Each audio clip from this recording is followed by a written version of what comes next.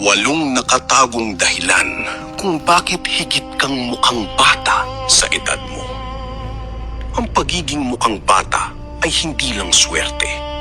Ito ay disiplina, pagkontrol sa sarili, at pagkakaroon ng maayos na buhay. Una, hindi ka nabubuhay sa araw-araw na stress. Pinoprotektahan ng pagiging kalmado ang anumang sinisira ng gulo. Pangalawa, pinapahalagahan mo ang tulog mo. Ang pahinga ay ang pinakamagandang paraan ng pagrespeto sa sarili, na madalas binabaliwala ng iba. Pangatlo, hindi ka nagtatanim ng galit. Ang sama ng loob ay mas mabilis magpatanda ng mukha kaysa sa paglipas ng taon.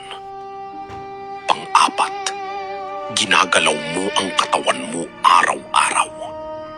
Ang madalas na pagkilos ang nagpapanatiling masigla sa buong katawan mo. Panlima, pinipili mo ang simpleng buhay.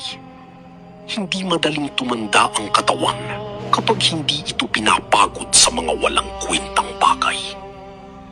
Pang-anim, kinukontrol mo ang emosyon mo. Ang laging pagiging mainitin ang ulo ay nagdadala ng mas maraming kulubot sa mukha kaysa sa edad mo. Pang-pito, gusto mo laging may natututunang bago. Ang isip na aktibo ay nagpapanatiling buhay at bata sa katawan. Pang-walo, mas pinipili mo ang peace of mind kaysa sa drama.